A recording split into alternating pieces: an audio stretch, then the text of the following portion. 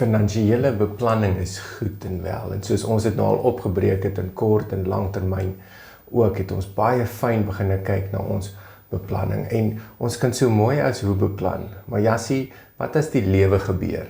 Daai krisisse wat net opdaag, 'n finansiële uitgawe wat ons nie voorbeplan het of voorsiening voorgemaak het nie.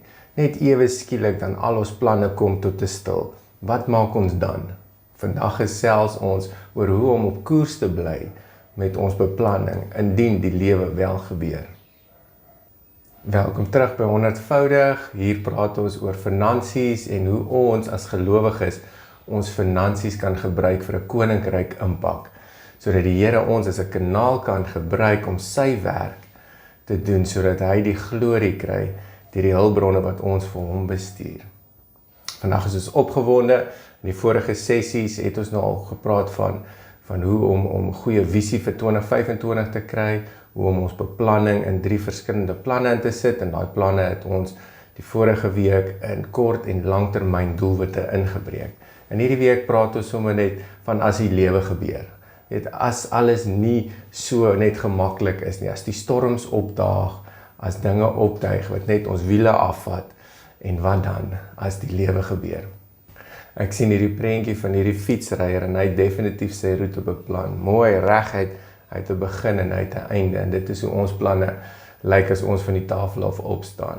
Maar dan die ander prentjie wys heeltemal iets anders. Dis die werklikheid waar daar gate is en daar's vuur en daar's dorings en daar's plekke waar jy moet op en daar's gevaarzones en klippe wat lyk het asof wil val. Soos 'n baie meer challenging route, en as ons met mekaar eerlik is, dis hoe die lewe lyk. Ons kan hoe mooi beplan en alles goed in plek hê, maar op 'n stadium is daar maar net onvoorsiene dinge wat gebeur. En hoe maak ons dat dit nie ons planne net tot 'n stop bring nie? Hoe maak dit dat waarmee ons besig is, daai elke dag wat ons konsekwent is, 'n weeklikse, 'n maandelikse, 'n jaarlikse plan, hoe maak ons dat ons nie net stop en ophou as gevolg van hierdie omstandighede nie? Ek het 'n vriend wat in die IT-bedryf werk, en hy vertel vir my dat alles wat elektronies is, werk met rook. En daar's geen probleem solank die rook net binne in die toestelle bly nie. Want die oomblik as die rook uitkom, dan is dit 'n probleem. Hierdie is sommige van die onvoorsiene goed wat gebeur. As jy met jou voertuig ry en daar's iewers 'n klank en dit klink na 'n diergeluid. Ons het dit beplan nie. En dit maak dat ons finansies dadelik weer behou kry, en hoe belyn ons dit weer terug na ons oorspronklike plan toe? Hoe hanteer ons daai krisisse? Hoekom loop dinge so skeef? Hoe is dit dat dit nie so mooi reguit pad soos daai fietsryer is nie? Ek lees in Johannes 16 vers 33. Dit het ek vir julle gesê, dis Jesus wat hier praat, dat julle in my vrede kan hê. In die wêreld sal julle verdrukking hê, maar hou goeie moed, ek het die wêreld oorwin. In hierdie gedeelte lees ons dat Jesus sê, ons gaan vrede hê, en dit is baie bemoedigend. Maar hy sê ook, ons gaan verdrukking hê. Hy sê ook, hier gaan dinge wees wat ons bietjie druk, goed wat onvoorsiene is, goed wat ons nie gesien het, die onbeplande krisisse gaan gebeur. En as mense vir my vra, maar hoekom gebeur dit in my lewe? Dan sal ek maar net altyd sê, maar dit is skriftuurlik, Jesus het dit so gesê, en dit is maar deel van ons karaktervorming, en deel van, ons is nie geroep om gemaklike lewe te lei nie, maar 'n lewe wat waarde toevoeg, en iets beteken vir ander, 'n uitgegiete lewe. 'n Goeie strategie in tye van krisis, is om 'n noodfonds op te bou. Jy kan die bedrag kies, enigiets van 1000, 2000, 3, 5, maak nie saak nie. Dis net 'n fonds wat jy kies om naby te hou. So 'n korttermyn doelwit sal wees sodat jy hierdie noodfonds kan opbou op 'n plek waar jy kan gebruik. So as daar 'n krisis kom, laat dit nie verder as die noodfonds gaan nie. Jy het finansies, jy kan dit dek, jy kan daai krisis beheer, en jy kan dan ook aangaan.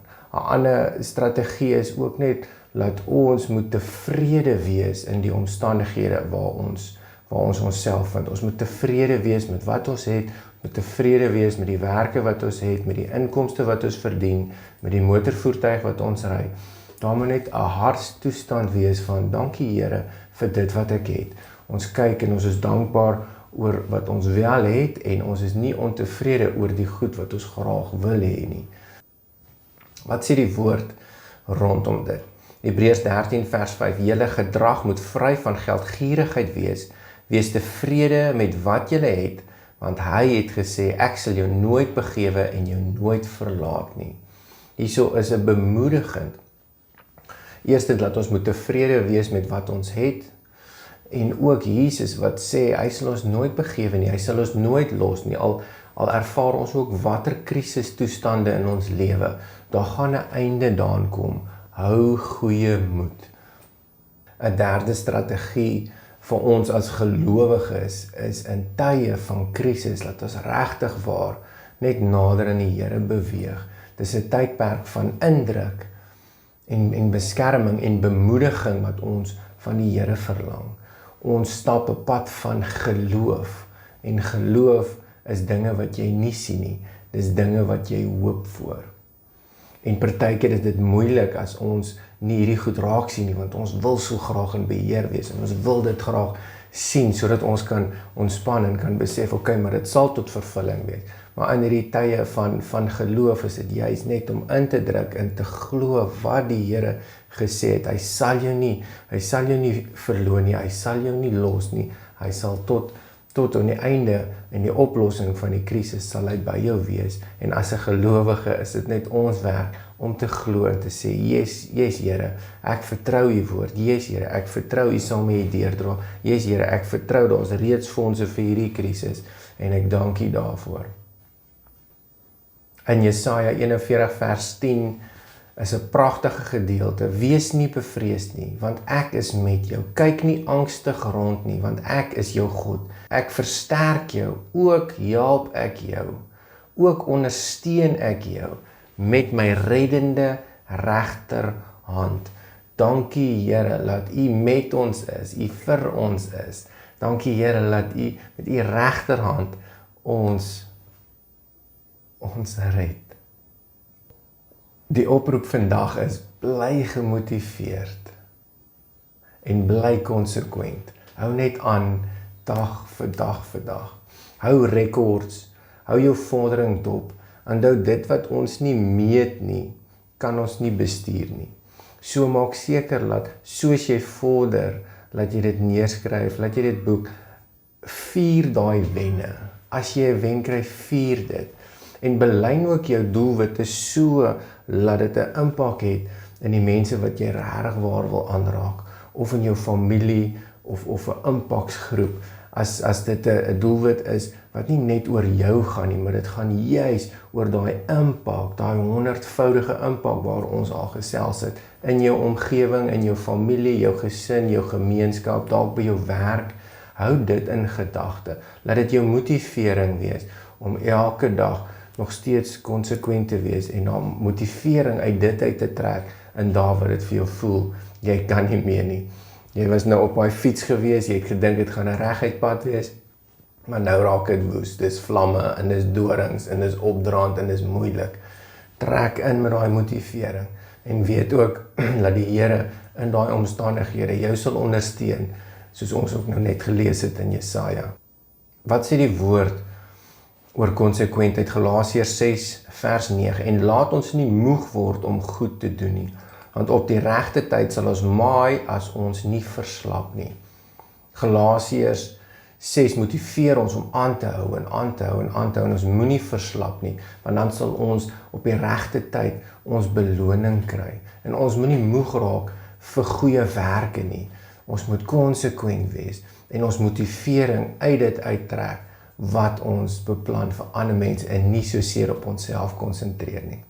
Ek weet dis partykeer nie lekker om te verloor nie. Ek sukkel ook daarmee. Maar as jy 'n verloor het op een dag, maak dit nie dat dit 'n slegte week is nie. Of as jy dalk 'n slegte dag het of 'n verloor het in 'n week, maak dit nie 'n slegte maand nie. Net so as 'n maand moeilik was, maak dit nie daarvan 'n slegte jaar nie. As ons terugkyk en rekords hou van die verlore en die wenne, sal jy sien dat die wenne altyd meer sal wees as jy jou planne by die voete van die Here gesit het, as jy gemotiveerd is, as dit nie net oor jou gaan nie, as jou beplanning goed en great is, en as jy jouself goed monitor om seker te maak, jy haal jou daaglikse en weeklikse doelwitte. So hou net aan, wees gemotiveerd, en bereik wat jy wil bereik. Die uitdaging vir die week is soek 'n krisis wat jy onlangs ervaar het, iets wat in jou lewe gebeur het, dink hoe het jy dit opgelos, en as jy dit nog nie opgelos het nie, gaan sit voor die Here en skryf 'n gebed daaroor. Skryf hoe jy hierdie situasie vir die Here gee, skryf gebed daaroor, en dan werk jy ook 'n plan uit, hoe jy dit stap vir stap gaan uitlos. Ook saam in hierdie week gaan jy een wen vier. Jy gaan jouself motiveer en jouself opbring en sê, yes, ek het hierdie bereik. Al is dit net dat jy vir 'n week lank jou begroting getrou gevolg het, dan is dit 'n wen en ek sê, well done. Ek sluit hierdie week vir ons af met 'n gebed en op my hart is net daai skrif wat sê, klein kindertjie, wees rustig en weet, julle is in my hande. Here het ons in sy hande en ons hoef nie bekommerd te wees nie. Dankie Here Jesus vir hierdie woord wat ons gedoen het vandag, Here.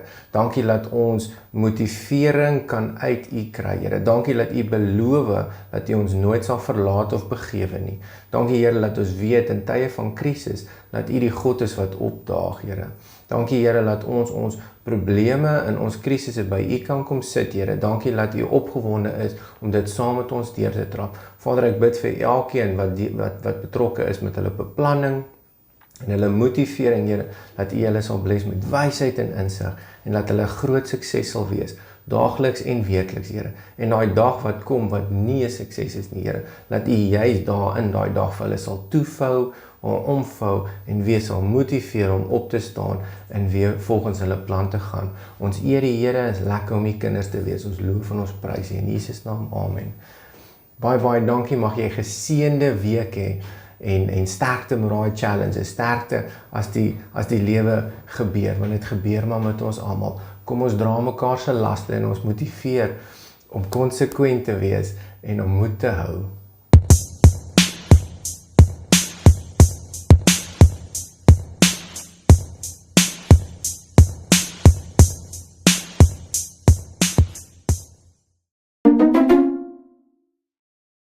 Ons gaan verdrukking hê, maar hy sal ons nie daar los nie. Daar gaan 'n einde daaraan kom, daar is lig aan die einde van die tonnel. Ons moet hom net vertrou.